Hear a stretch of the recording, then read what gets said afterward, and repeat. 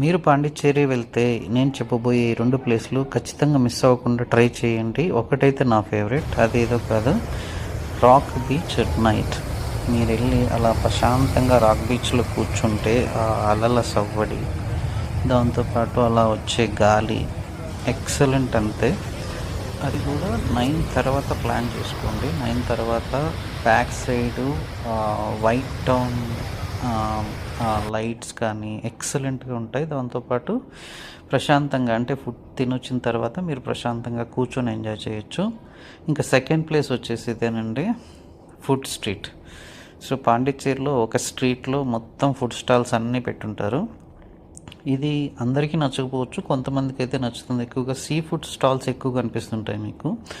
So sea food ఇష్టపడే వాళ్ళకైతే ఖచ్చితంగా మల్టిపుల్ ప్లేస్లో ట్రై చేయొచ్చు. అలాగే పిజ్జా కానీ డిఫరెంట్ అంటే నార్మల్ ఫుడ్తో పాటు అన్నీ అవైలబుల్ ఉంటాయి. ఆ స్ట్రీట్ మొత్తం ఫుడ్ స్టాల్సే ఉంటాయి. సో ఇది కూడా ట్రై చేయండి.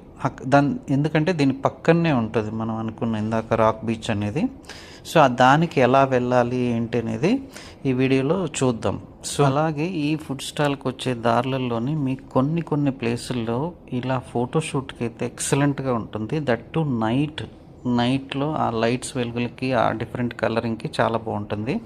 సో ఇప్పుడు మనం ఆ ప్లేస్కి ఎలా వెళ్ళాలో చూద్దాం. మీకు మ్యాప్లో వైట్ టౌన్ అని కనిపిస్తూ ఉంటుంది. ఇక్కడ ఈ వైట్ టౌన్లో 4 లేన్లు ఉంటాయి. అంటే మీరు ఒకసారి ఎంటర్ అయ్యారంటే డెడ్ ఎండ్కి వచ్చే ప్లాన్ చేసుకోండి. ఇప్పుడు మీకు కనిపిస్తున్నది ఇది డెడ్ ఎండ్, అంటే టువర్డ్స్ టు సౌత్ డెడ్ ఎండ్కి వచ్చారంటే మీకు ఖచ్చితంగా ఆ స్ట్రీటే ఫుడ్ స్ట్రీట్.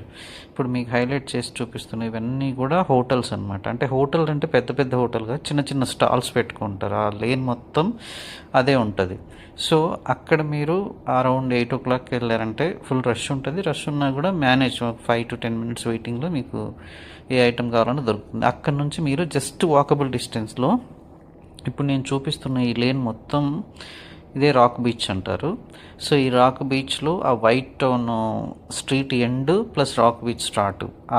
అలా తినొచ్చిన తర్వాత కొద్దిసేపు ప్రశాంతంగా కూర్చొని ఎంజాయ్ చేస్తే వెళ్తూ ఉంటారు. సో మీరు కూడా ట్రై చేయండి. సో ఇది మీకు హెల్ప్ఫుల్ అవుతుంది అనుకుంటున్నాను.